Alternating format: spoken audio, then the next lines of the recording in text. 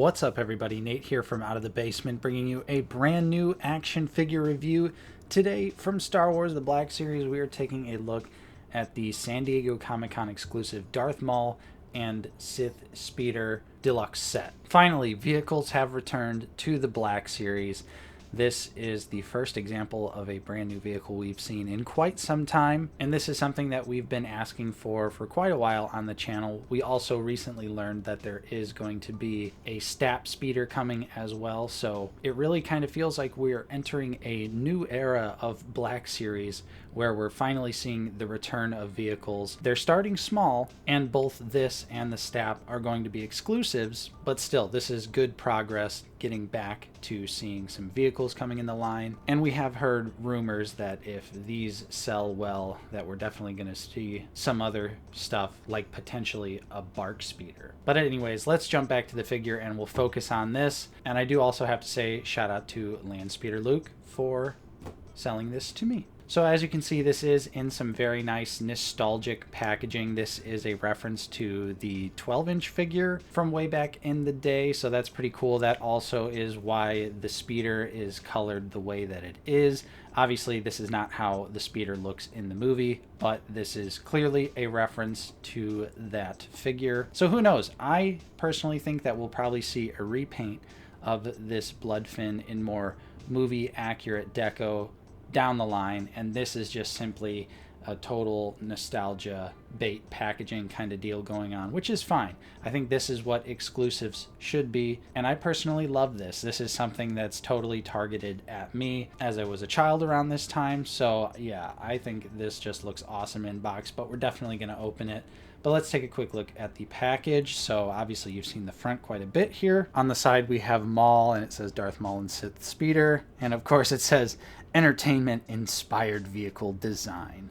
Thank you, Hasbro. We do have a bio on the back if you want to pause it and read it now. And there is even more information to read right here, which is pretty cool. We also have a barcode at the bottom, and then pretty much everything else is the same. The bottom of the box is the same as the side, and yeah, you just get more of the entertainment inspired vehicle design. Yeah, the box is super dope. I love the nostalgic packaging for Phantom Menace. I'm a sucker for stuff like this, but as you all know, we're openers here, so let's go ahead. We're not going to waste any more time. We'll get this figure open. We're going to take a look at the accessories and then the figure itself. The backdrop behind Maul is pretty nice. I like that. We'll start things out in some familiar territory. We do get a brand new sculpted pair of his binoculars, which this time around they're just straight up in silver paint. Well, I guess we have a little bit of gray on the handles, but it's not quite as pronounced as the original binoculars, which are right here. And they actually have quite a bit more paint on them. But the sculpts are different. You can see the new pair, definitely a lot bigger. We do also have the saber, which it is split into two, has just a little bit of red paint, but the silver looks much nicer than the original lightsaber. Those were kind of a dull gray, but they utilized the same peg system, that like D shape, so you gotta make sure you fit it in the right way, and there you go, you have them together. They do feel pretty gummy, especially when they're connected together. I mean, right in the middle is very soft, so just be gentle with those. But these sabers are of course removable, maybe little tiny pegs. And this hilt right here has a peg for storage, which is nice. And a new accessory we get is the probe droid, which is very nicely sculpted, although it literally has not a single drop of paint on it, which is a little disappointing. I would have liked to see something on this. I know the design is pretty basic in the movie, but you know, some dry brushing silver, maybe something, you know, to make it just appear a little bit more accurate to the movie, because as is, it is a little dull, but it's nice to see anyways though, because it is a new unique accessory, and it comes on this clear stand here, so it has a little bit of a ball joint articulation to it there. And so with that, let's just jump into the whole figure itself here on the speeder, which I guess, you know, you could technically also consider to be part of the accessories. So here's the meat and potatoes. We've got Maul on the Bloodfin, and he just looks absolutely incredible. This is the brand new Maul figure as well. Totally new sculpt, head to toe. We've got brand new soft goods on him as well, which is very exciting. The Phantom Menace Maul was one of the original Black Series figures, and it definitely shows. It was decent for the time, but now we were desperately in need of an update, and thankfully, from what I've seen so far here with this figure, this Maul is a huge update. So let's go ahead. We're going to get Maul off the speeder. We'll take a detailed look at the blood fin itself, and then we'll move on to the actual figure.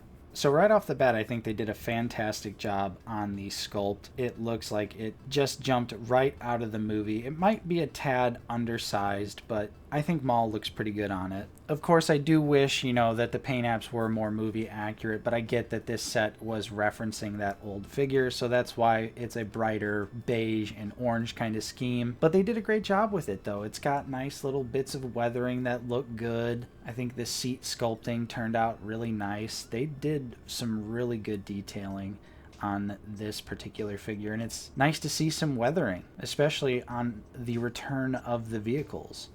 We even have a little bit of a decal there, which looks fantastic, and quite a bit of paint too. Some red, yellow, green, and white. The handles are articulated. They move together. They are not independent, so you have to move them as one. The pedals do not move or anything like that. Or actually, wait. Okay, so I separated it, and it's a D-shaped peg, so that's not supposed to articulate down. And you can see it's also on a ball joint stand that is removable, but you really gotta pull at it, and you can see it's already kind of stressing the plastic, but you can take it off if you want. I don't know why you would want to do that, but it is an option. So yeah, I would definitely be down to get a movie accurate colored blood fin as well. As is, though, I think they did a great job with the reference and just how it looks in general.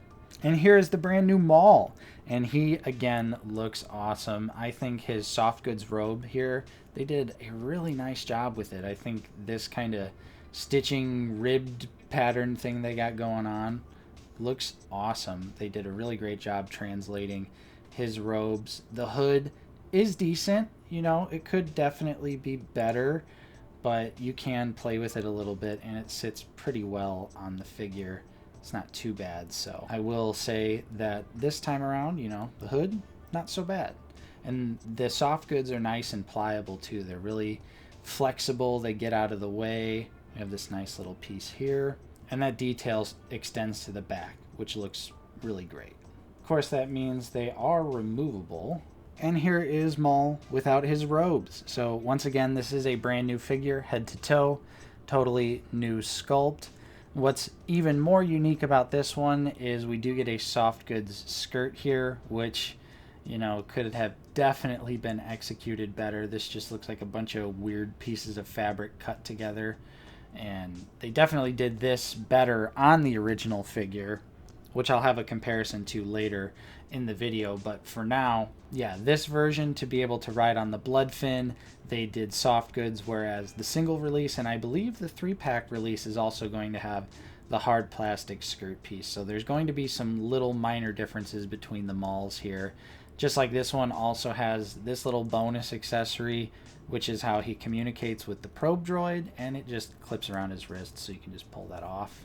But this time around, the Maul has a overlay here on top, so it kind of, looks like it pegs in right there on the torso. That might have just come unglued a little bit.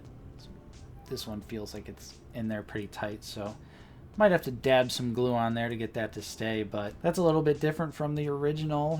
They do a lot more overlays now these days anyway, so I wonder if this torso is going to be pre-use for something else in the future. I don't know. The new head sculpt is really nice too. I think it looks pretty good. I know there are some people out there that are not big fans of it, but I dig it. I think they did a great job with it. Although one minor nitpick I have is I don't see the earring detail. And that's a little disappointing. Maul's got to have his earring, right? The updated sculpt does look great though. It looks exactly like Phantom Menace Maul, just as a 2020 era figure. He does have thigh swivel, which is different from some modern Black Series figures. They've taken that away, but we do have the single knee with the swivel. So let's just go ahead. The costume looks great. I love it. besides the skirt, I think they did a pretty nice job. So I think the single release and the 3-pack is really going to be a nice figure. But I get why they did this, you know, so he can actually sit on the Bloodfin properly. It makes sense. Now we'll go ahead and do a full articulation breakdown. So we do have the double neck peg head, and he can look up pretty far. We get full 360 movement, of course, and plenty of side-to-side attitude, which you need for a Maul. You know, under no circumstances should he have a stiff neck, and thankfully this one does not, so he can look pretty intimidating there. I love that sort of just downward stare. Perfect for me. The shoulders can rotate all the way around. They can move up all the way. He does have really nice butterfly joints, very deep, some really great movement out of them, which is awesome to see. Love that. Single jointed deep cut elbow that gives you a little bit more than 90 degrees, and it of course has rotation.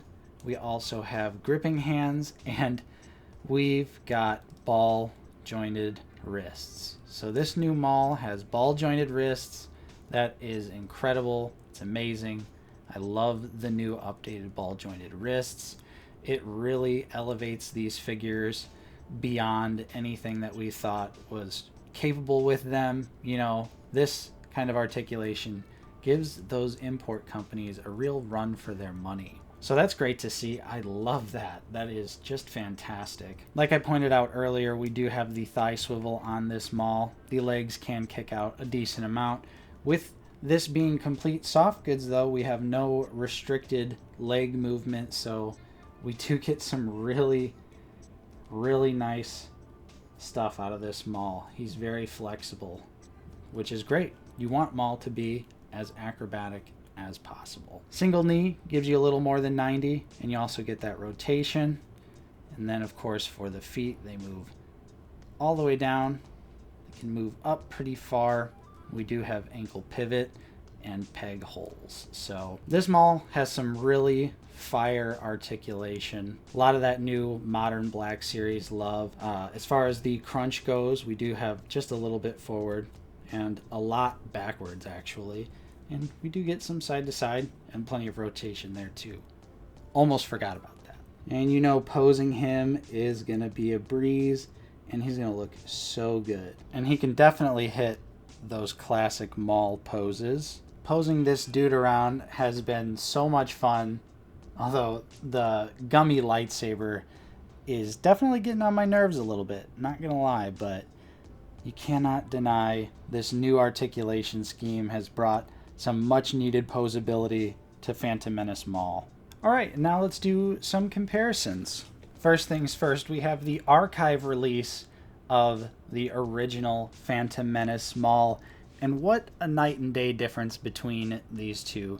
The only thing I think the original has is this skirt piece is definitely a little bit better than this, but otherwise you can really see just the age on this figure, which was originally made all the way back in 2013. So we've definitely come a long way, and it's safe to say that this new Maul is 110% a massive upgrade.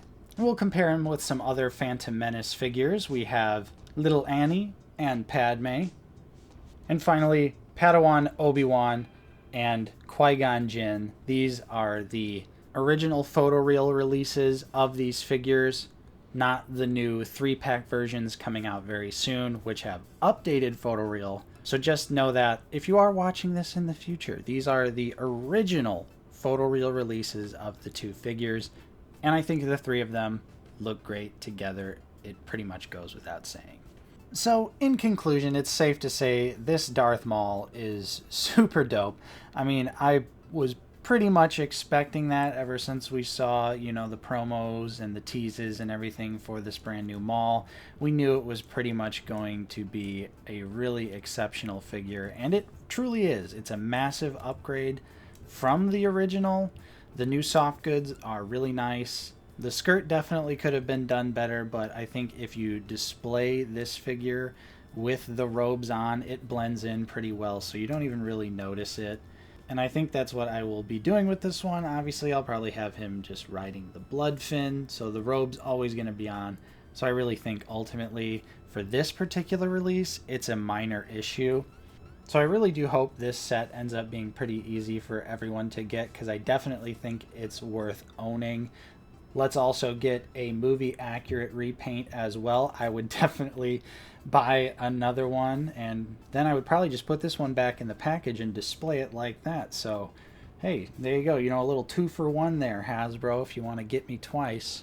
But the new Maul is fantastic. The figure is really nicely done. I think the sculpt is great. The articulation is really fun. Can't wait to get my hands on the other release as well and compare those two together. But for now, that is my review of the San Diego Comic-Con Darth Maul and Sith Speeder Deluxe set. I think this one is an easy pickup all day long for most Black Series collectors out there. I would definitely recommend it. I've had a ton of fun filming this review and messing around with Maul and the Bloodfin. With that being said, I hope you enjoyed my review. If you did, don't forget to leave a like, subscribe if you are new. We're always talking about Star Wars The Black Series here on the channel. I'm Nate from Out of the Basement, and I will see you next time.